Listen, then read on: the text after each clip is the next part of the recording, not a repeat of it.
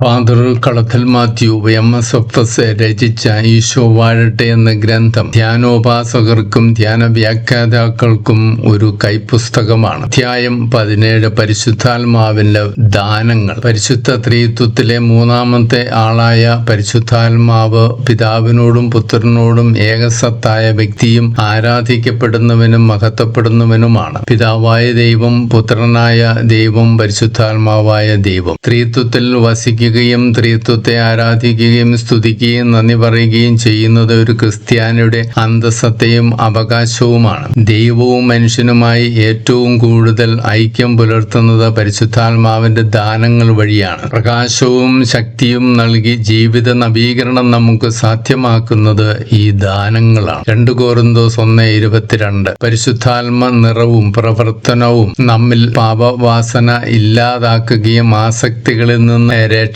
നൽകുകയും തിന്മയ്ക്കെതിരായ നന്മ പ്രവർത്തിക്കുകയും ശക്തി നൽകുകയും ചെയ്യുന്നു. പ്രസാദപര വളർച്ചയ്ക്കും ദൈവത്തിനൊപ്പിച്ച് ജീവിക്കുവാനും വിശ്വാസത്തിൽ വളരുവാനും ജീവിത വിശുദ്ധീകരണത്തിനും ആത്മീയ വളർച്ചയ്ക്കും ദാനങ്ങൾ സഹായിച്ച് നമ്മെ അനുഗ്രഹിക്കുന്നു. പരിശുദ്ധാത്മാവ് വഴി ലഭിക്കുന്ന എല്ലാ നന്മയ്ക്കും പൊതുവായി ദാനങ്ങൾ എന്ന് പറയാം. ക്രിസ്തുവിന്റെ ബലിയും ഒരു ദൈവിക ദാനമാണല്ലോ. ആത്മാവിന്റെ ദാനം സ്വപ്നം വിശുദ്ധീകരിക്കുവാൻ വേണ്ടി ഉപയോഗിക്കുന്നതായി ഉൽപ്പത്തി 40 മുതൽ 42 വരെയുള്ള അധ്യായങ്ങളിൽ കാണുന്നു. ജോസഫ് ആത്മാവിന്റെ സഹായത്താൽ സ്വപ്നം വിശദീകരിച്ച് ഈജിപ്തിന്റെ ആത്മാവിനാൽ അധികാരിയായി. ആത്മാവിനാൽ നിറഞ്ഞവർക്ക് മാത്രമേ പൊതുനന്മയ്ക്കായി സേവനം ചെയ്യുവാൻ കഴിയൂ. ദൈവമാകുന്നു എല്ലാ ദാനങ്ങളുടെയും ഉറവിടം. യാക്കോബ് 1:17, തോബിത്ത് 4:19. ദാനങ്ങളെല്ലാം പിതാവിൽ നിന്ന് വരുന്നു. ദൈവാനുഗ്രഹം കൂടാതെ ദൈവത്തിനു വേണ്ടി ഒന്നും ചെയ്യുവാൻ നമുക്ക് സാധിക്കുകയില്ല. ഇവിടെ ദൈവം മുൻകൈയെടുക്കുന്നു. ദൈവദാനം സ്വീകരിക്കുവാനുള്ള അടിസ്ഥാന യോഗ്യതയായ ഹൃദയ നൈർമല്യവും ദൈവാനുഗ്രഹത്താലാണ് ലഭിക്കുന്നത്. മനുഷ്യ നന്മ കൊണ്ടോ യോഗ്യത കൊണ്ടോ ഒന്നുമല്ല ദാനങ്ങൾ ലഭിക്കുന്നത് എന്ന് നാം മനസ്സിലാക്കുക. പിതാവിന്റെ പ്രതിരൂപമായ യേശുവിനെ ദാനമായി നമുക്ക് തന്നിരിക്കുന്നു. യോഹന്നാൻ 1:14, 3:16, 1 കൊരിന്തോസ് 12:14. ക്രിസ്തുവിന്റെ ബലി ദൈവിക ദാനവും ഒരേ സമയം മനുഷ്യൻ ദൈവത്തിന് നൽകുന്ന വിശിഷ്ട ദാനവുമാണ്. പരിശുദ്ധാത്മാവിന്റെ ദാനങ്ങളെ കുറിച്ചുള്ള അറിവ് ആഴമായ ദൈവവിശ്വാസത്തിൽ ഒരുവനെ വളരുവാൻ സഹായിക്കും. ഇവയാണ് പരിശുദ്ധാത്മാവിന്റെ 7 ദാനങ്ങൾ. 1 ജ്ഞാനം, 2 ബുദ്ധി, 3 ആലോചന, 4 ആത്മശക്തി, 5 അറിവ്, 6 ദൈവഭക്തി, 7 ദൈവഭയം. 1 കൊരിന്തോസ് 12:14 ജ്ഞാനം 1:6, 6:9, 12, 17, 20 വചനങ്ങൾ 10:8. യാക്കോബ് 2:26, 2 തെസ്സലോനിയൻസ് 2:13, എഫേസ്യൂസ് 5:18, ഗലാത്യ 5:16, റോമ 14:17. 1 ജ്ഞാനം. ദൈവജ്ഞാനം എന്ന പദത്തിന്റെ അർത്ഥം 4 തരത്തിൽ മനസ്സിലാക്കാം. 1 ദൈവത്തിന് ദൈവത്തെക്കുറിച്ചുള്ള അറിവ്. 2 ദൈവത്തിന് മനുഷ്യനെയും പ്രപഞ്ചത്തെയും പറ്റിയുള്ള അറിവ്. ദൈവസത്ത, ദൈവത്തിന്റെ ഗുണങ്ങൾ, ഇവയെപ്പറ്റി മനുഷ്യനുള്ള അറിവ്. 4 ദൈവത്തോട് മനുഷ്യനുള്ള ആഭിമുഖ്യം. 1 ദൈവത്തിന് ദൈവത്തെക്കുറിച്ചുള്ള അറിവ്. ദൈവം സർവജ്ഞനായിരിക്കുന്നു. ആകുന്നവൻ ഞാനാകുന്നു. പുറപ്പാട് 3:14. പ്രപഞ്ചത്തെക്കുറിച്ച് ദൈവത്തിനുള്ള അറിവ്. കരുതലായ സൃഷ്ടികർമ്മത്തിൽ ചെന്ന് നിൽക്കുന്നു. 139 സങ്കീർത്തനത്തിൽ തന്മയത്തോടെ കരുതൽ സ്ഥാപിക്കപ്പെടുന്നു. സങ്കീർത്തനം 139, 3, 5, 6, 14, 16 വചനങ്ങൾ. ദൈവം മനുഷ്യനെ അറിയുന്നു. മാതാവിന്റെ ഉദരത്തിൽ ഉരുവാകുന്നതിന് മുമ്പ് ഞാൻ നിന്നെ അറിഞ്ഞു. ജെറമ്യ 1:5. 3 ദൈവസത്ത. മനുഷ്യൻ ദൈവത്തെക്കുറിച്ച് അറിയുമ്പോൾ ദൈവം മഹത്വത്തിലേക്കും ആരാധനയിലേക്കും അത് അവനെ നയിക്കും. യഥാർത്ഥ ദൈവജ്ഞാനത്തിന്റെ അഭാവം ഹൃദയത്തിൽ ഇരുൾ പരത്തുന്നു. അതാണ് വിഗ്രഹാരാധന. 4 മനുഷ്യന് ദൈവത്തോടും മനുഷ്യനോടുമുള്ള ആഭിമുഖ്യം. യഥാർത്ഥ ദൈവജ്ഞാനം തന്നെ കരുതുന്ന ദൈവത്തോടുള്ള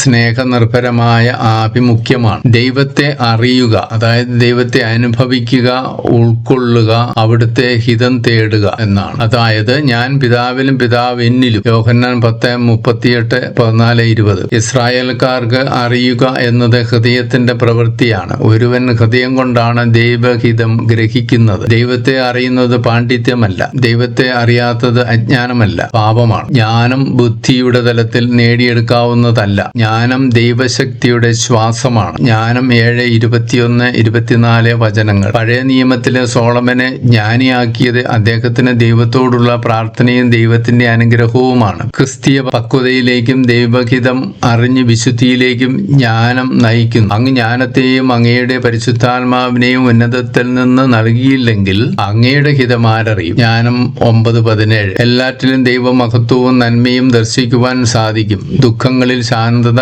കൈവിടാതെ എല്ലാറ്റിലും ദൈവിക പദ്ധതി മനസ്സിലാക്കുവാൻ ജ്ഞാനം സഹായിക്കും. മറിയത്തിനുണ്ടായിരുന്ന എല്ലാ നന്മകളും ജ്ഞാനം വഴിയായി ലഭിച്ചു. അവയാണ് വചനത്തിലുള്ള വിശ്വാസം, ക്ഷമ, അനുസരണം, ദാരിദ്ര്യം, ചാരിത്ര്യ ശുദ്ധി, പ്രത്യാശ, സേവന തൽപരത, ദൈവത്തോടുള്ള സേവന തൽപരത, എളിമ, പ്രാർത്ഥനാ ജീവിതം മുതലായവ. ഇവയെക്കുറിച്ച് പരിശുദ്ധ കന്യാമറിയം എന്ന അധ്യായത്തിൽ വിവരിച്ചിരിക്കുന്നത് വായിക്കുക. ഏറ്റവും ഉന്നതമായ അറിവ് ലഭിക്കുന്നത് അറിയുകയും സ്നേഹിക്കുകയും ഒന്നിച്ചു ചേരുമ്പോഴാണ്. ദൈവത്തോടുള്ള കൂട്ടായ്മ. ഒരുവൻ ദൈവത്തെ അറിയുന്നത് രക്ഷാകര മഹത്കാര്യങ്ങൾ അനുഭവിക്കുമ്പോഴാണ്. വളരെ ഉന്നതമായ ദൈവിക ജ്ഞാനത്തിനായി പ്രാർത്ഥിക്കുക. യഥാർത്ഥ ജ്ഞാനം വെറും ഉപരിപ്ലവമല്ല. ഹോശേയ 8:2. ഇത് ഹൃദയത്തെ ബാധിച്ച് ദൈവഹിതത്തെ ആഞ്ഞുപുലുങ്ങുന്നതും നന്മയെ ഉൾക്കൊള്ളുന്നതുമാണ്. ദൈവഹിതമനുസരിച്ച് വിശ്വസ്തതാപൂർവം അനുവർത്തിക്കുന്നതാണ് ജ്ഞാനം. ദൈവത്തിന്റെ ഹിതം വിവിധ കാലഘട്ടങ്ങളിൽ, രീതികളിൽ, തലങ്ങളിൽ പ്രത്യക്ഷപ്പെടുന്നു. ദഹനബലിയല്ല,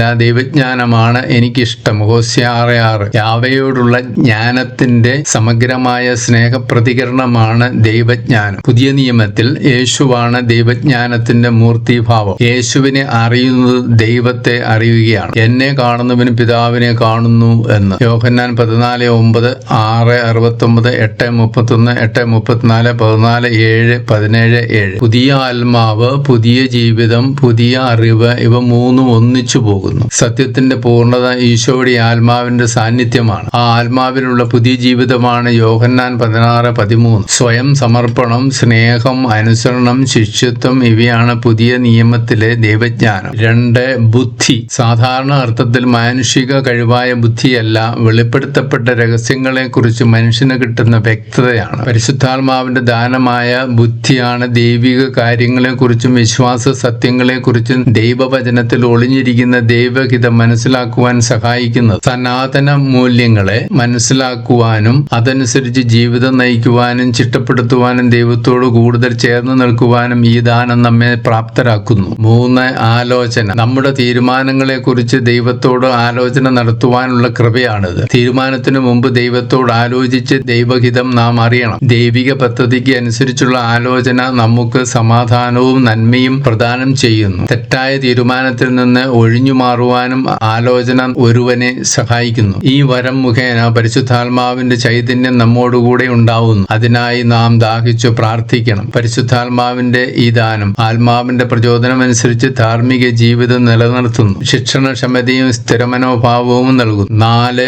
ആത്മശക്തി അല്ലെങ്കിൽ പരിശുദ്ധാത്മശക്തി അല്ലെങ്കിൽ മനസ്ഥൈര്യം. സത്യവും നന്മയുമായ വസ്തുതകളിലും പ്രവൃത്തിയിലും ഉറച്ചു നിൽക്കുവാനും തീരുമാനമെടുക്കുവാനും നമ്മെ സഹായിക്കുന്നു. പ്രതിസന്ധികളിൽ ധൈര്യപൂർവ്വം നിലനിന്ന് മുന്നോട്ടു പോകുവാനും കെൽപ്പുള്ളതാക്കുന്നു. പരിശുദ്ധാത്മാവ് വന്നു കഴിഞ്ഞപ്പോൾ ഭീരുക്കളായിരുന്ന ശിഷ്യന്മാർ യേശുവിനെ പ്രതി പീഡകൾ ഏൽക്കുവാനും മരിക്കുവാനും വരെ തയ്യാറായി. 1 കൊറിന്തോസ് 1:23 മുതൽ 28 വരെ. രക്തസാക്ഷികൾ എല്ലാവരും ഈ ദാനത്താൽ നിറഞ്ഞവരായിരിക്കുന്നതുകൊണ്ടാണ് അവസാനം വരെ ക്രിസ്തുവിനുള്ള വിശ്വാസം ഏറ്റുപറഞ്ഞത്. വിശുദ്ധ പൗലോസിന്റെ പ്രേക്ഷിത ജീവിതത്തിൽ ധാരാളം യാതനകൾ ഉണ്ടായിട്ടും വിശ്വാസത്തിൽ ഉറച്ചുനിന്ന് സഹനങ്ങൾ ധൈര്യപൂർവ്വം നേരിട്ടത് ഈ ആത്മശക്തി എന്ന ദാനത്താലാണ്. 5. അറിവ്. ദൈവവും സൃഷ്ടവസ്തുക്കളും തമ്മിലുള്ള ബന്ധത്തെക്കുറിച്ച് വ്യക്തിക്കുള്ള ഉൾക്കാഴ്ചയാണിത്. ജീവിതത്തിൽ തിന്മയെ ചറിഞ്ഞ് ഒഴിവാക്കുവാനും ഉപേക്ഷിക്കുവാനും വിശുദ്ധിയിൽ വളരുവാനും ഈ ദാനം അനുഗ്രഹിക്കുന്നു. ദൈവത്തിന്റെ പരിശുദ്ധാത്മാവ് നൽകുന്ന ഈ അറിവ് വിദ്യാഭ്യാസത്തിലൂടെ ലഭിക്കുകയില്ല. പുറപ്പാട് 31:3 പറയുന്നു, ഞാൻ അവനിൽ ദൈവിക ചൈതന്യം നിറച്ചിരിക്കുന്നു. സാമർഥ്യവും ബുദ്ധിശക്തിയും വിജ്ഞാനവും എല്ലാ തരത്തിലുള്ള ശില്പവേലകളിലുമുള്ള വൈദഗ്ധ്യവും അവന് നൽകിയിരിക്കുന്നു. ക്രിസ്തുവിലൂടെ വെളിപ്പെടുത്തപ്പെട്ടിട്ടുള്ള ദൈവിക രഹസ്യങ്ങളെ കുറിച്ചുള്ള അറിവാണിത്. മനസ്സിലാക്കുക, ഗ്രഹിക്കുക, തിരിച്ചറിയുക, അറിയുന്നതിനോട് വ്യക്തിബന്ധം സ്ഥാപിക്കുക എന്നൊക്കെ ഇത് അർത്ഥമാക്കുന്നു. ദൈവം നമ്മെ ആദ്യം അറിയുന്നു. ദൈവത്തിന്റെ അറിവ് വർണ്ണനാതീതവും ആശ്ചര്യകരവുമാണ്. ദൈവം പ്രത്യേകം അറിയുന്നവർ അവിടുത്തെ തിരഞ്ഞെടുക്കപ്പെട്ടവരാണ്. അറിയുക ദൈവവുമായുള്ള സഹവാസമാണ്. ദൈവത്തെ അറിയുക എന്നാൽ അവിടുത്തെ വഴികളും കൽപ്പനകളും അറിയുക എന്നതാണ്. സങ്കീർത്തനം 25:4, 12, 19. ഭക്തി. ദൈവഭക്തിയും ദൈവഭയവും പരസ്പരം ബന്ധപ്പെട്ടിരിക്കുന്നു. കർത്താവിനോടുള്ള ഭക്തി ഭക്തി ജ്ഞാനത്തിന്റെ മകുടമാകുന്നു. ഭക്തി സമാധാനവും ആരോഗ്യവും സമൃദ്ധമാക്കുന്നു എന്ന് പ്രഭാഷകൻ സാക്ഷ്യപ്പെടുത്തുന്നു. പ്രഭാഷകൻ 1:18. വീണ്ടും പ്രഭാഷകൻ 1:11 12 പറയുന്നു, കർത്താവിനോടുള്ള ഭക്തി ആഹ്ലാദത്തിന്റെ മകുടമായ മഹത്വവും ആനന്ദവും സന്തോഷവും ദീർഘായുസ്സും പ്രദാനം ചെയ്യുന്നു. ദൈവഭയമുള്ളതും നിലനിർത്തി പോകേണ്ടതുമായ സ്നേഹബന്ധമാണ് ഇതിലുള്ളത്. കർത്താവിനോടുള്ള ഭക്തി ഒരുവന്റെ ജീവിതത്തിൽ അത്യന്താപേക്ഷിതമാണ്. കർത്താവിനോടുള്ള ഭക്തി ജ്ഞാനത്തിന്റെ തായ്വേരാണ്. സുഭാഷിതം 1:20. ജീവിതത്തിലെ ഒറ്റപ്പെടുത്തുന്ന സാഹചര്യങ്ങളിൽ മനുഷ്യനെ തകർക്കാതെ വിജയത്തിൽ എത്തിക്കുന്നതും സംരക്ഷിക്കുന്നതും ദൈവഭക്തിയാണ്. ദൈവപുത്രൻ എന്ന നിലയിൽ ദൈവജനത്തിന് ദൈവത്തോടുള്ള അടുപ്പവും വിശ്വസ്തതയും സ്നേഹപൂർവകമായ ആരാധനയും ആണ് ദൈവഭക്തി. ഭക്തിക്ക് രണ്ടർത്ഥമുണ്ട്: മതധർമ്മവും ധർമ്മനിഷ്ഠയും. മതധർമ്മം ദൈവത്തോടുള്ള ബന്ധമാണ്. ധർമ്മനിഷ്ഠ സഹോദരർ തമ്മിലുള്ള ബന്ധമാണ്. ഭക്തി എന്നാൽ ദൈവത്തെയും മനുഷ്യരെയും സ്നേഹിക്കുക എന്നതാണ്. ഭക്തിയുടെ ഹെസദ് എന്ന ഹീബ്രു വാക്ക് ബന്ധുമിത്രാദികളെ ഒന്നിപ്പിക്കുന്ന പരസ്പര ബന്ധം എന്ന് സൂചിപ്പിക്കുന്നു. ഇസ്രായേലിനോട് ദൈവത്തിനുള്ള സ്നേഹത്തിനും കാരുണ്യത്തിനും പകരമായി ജനങ്ങൾക്ക് ദൈവത്തോടുള്ള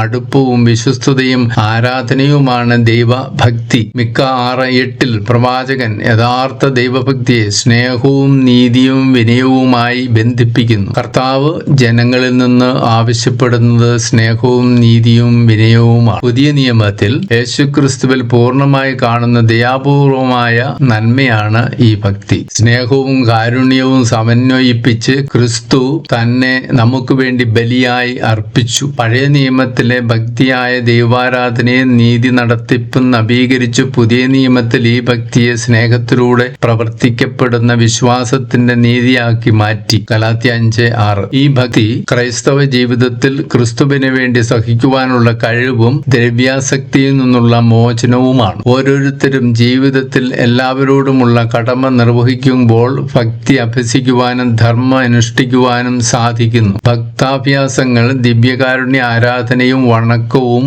ഒഴിവാക്കുന്നില്ല. ദൈവത്തോട് സ്നേഹം പ്രകടിപ്പിക്കുവാനുള്ള ജനത്തിന്റെ വാഗ്ദാനം നല്ലതാണ്. പിതാവായ ദൈവത്തിന്റെ മുമ്പിൽ പരിശുദ്ധവും നിഷ്കളങ്കവുമായ ഭക്തി ഇതാണ്: അനാഥരുടെയും വിധവകളുടെയും ഞെരുക്കങ്ങളിൽ അവരുടെ സഹായത്തിന് എത്തുക, ലോകത്തിന്റെ കളങ്കമേൽക്കാതെ തന്നെ കാത്തു സൂക്ഷിക്കുക.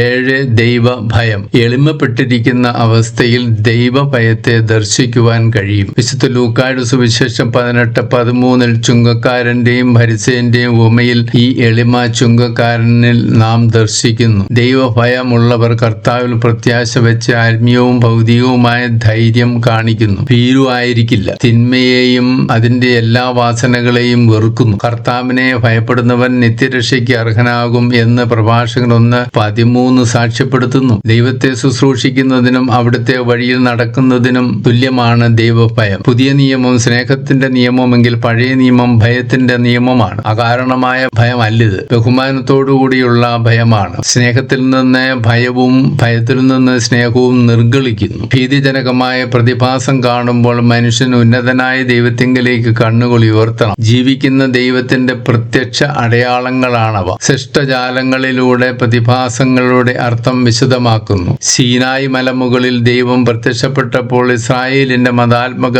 ഭീതി ദൈവത്തിന്റെ മഹത്വം വിളിച്ചറിയിച്ചു. പുറപ്പാട് 20:18 മുതലുള്ള വചനങ്ങൾ. കത്തുന്ന മുൾപ്പടർപ്പ് കണ്ട് മോശ ഭയപ്പെട്ടു. പുറപ്പാട് 3:2 മുതലുള്ള തിരുവചനങ്ങൾ. രാത്രിയിലെ ദർശനത്തിന് ശേഷം യാക്കോബിനുണ്ടായ ഭീതി. ഉൽപ്പത്തി 28:17. ദൈവത്തോടുള്ള ആദരവിൽ നിന്ന് ഉരുത്തിരിയുന്ന ഭയം ആരാധനയുടെ ഭാവം ഉൾക്കൊള്ളുന്നു. യെശയ്യാ 6:5, ന്യായാധിപന്മാർ 6:22 മുതലുള്ള വചനങ്ങൾ. ദൈവത്തെ മാത്രമേ ഭയപ്പെടാവൂ. അവിടുത്തെ പ്രവൃത്തികൾ ഭീതിജനകമാണ്. അവിടുന്ന് തന്നെയും അവിടുത്തെ ദിവസവും ഭീതിജനകമാണ്. അവിടുന്ന് തന്നെയും അവിടുത്തെ ദിവസവും ഭീതിജനകമാണ്. യെശയ്യാ 8:12, 13 വചനങ്ങൾ. നിയമാവർത്തനം 4:3-4 വചനങ്ങൾ. പുറപ്പാട് 15:11, ജോയേൽ 2:11. ദൈവഭയമുള്ളവർ വിശ്വസനീയരാണ്. പുറപ്പാട് 18:21. ഭീതി ഉളവാക്കുന്ന ഭയാനക ശക്തിയല്ല, മറിച്ച് ദൈവം സ്നേഹപിതാവാണ്, വാഗ്ദാനങ്ങൾ പാലിക്കുന്നവനാണ്. ഉൽപ്പത്തി 15:1, 26, 24. ദൈവഭയം ജ്ഞാനത്തിന്റെ ഉറവിടമാകിയാൽ അർത്ഥപൂർണമായ ജീവിതം നയിക്കുന്നതിനും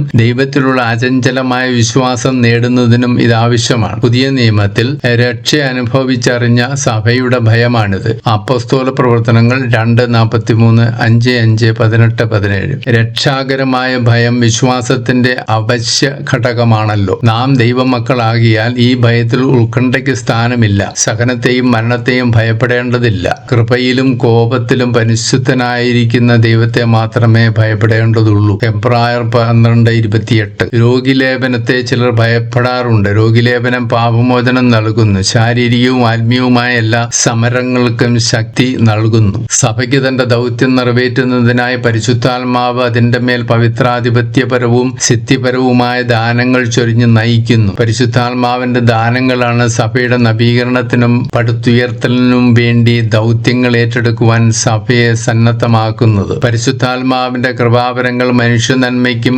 ലോകത്തിന്റെ ആവശ്യങ്ങൾക്കും വേണ്ടി അത്രേ. പരിശുദ്ധാത്മാവിൽ നിന്ന് പുറപ്പെടുന്ന സിദ്ധികൾ സ്നേഹത്തിനനുസൃതമായി ഉപയോഗിക്കുവാനുള്ളതാണ്. നന്മയായതിനെ മുറുകെ പിടിക്കുകയും പൊതുനന്മയ്ക്ക് വേണ്ടി ഒന്നിച്ച് പ്രവർത്തിക്കുന്നതിനും വേണ്ടിയാണ് പല സിദ്ധികളും തന്നിരിക്കുന്നത്. ഭൗതികമായ ദാനങ്ങളായ ജ്ഞാനം, ബുദ്ധി, ആലോചന, അറിവ് എന്നിവ ദൈവഹിതം ശരിയായി വിവേചിച്ചറിയുവാൻ സഹായിക്കുകയും അത് നിറവേറ്റുവാൻ പ്രാപ്തനാക്കുകയും ചെയ്യുന്നു. ഇച്ഛാശക്തിയുടെ ദാനങ്ങളായ ആത്മധൈര്യവും ഭക്തിയും ദൈവഭയവും ആത്മധൈര്യം, ഭക്തി, ദൈവഭയം ഇവ ദൈവത്തെ സ്നേഹിക്കുവാനും ആരാധിക്കുവാനും സഹോദര സ്നേഹത്തിൽ വളരുവാനും അനുഗ്രഹിക്കുന്നു. Live Jesus. എന്റെ ഹൃദയത്തെ സ്വർഗത്തിൽ അങ്ങയുടെ അടുക്കലേക്ക് ഉയർത്തണമേ. അത് ഭൂലോകത്തിൽ ചുറ്റിത്തിരിഞ്ഞു നടക്കുവാൻ അങ്ങ് അനുവദിക്കരുത്. ക്രിസ്ത്യാനികരണം 4-ാം പുസ്തകം, അധ്യായം 16:2.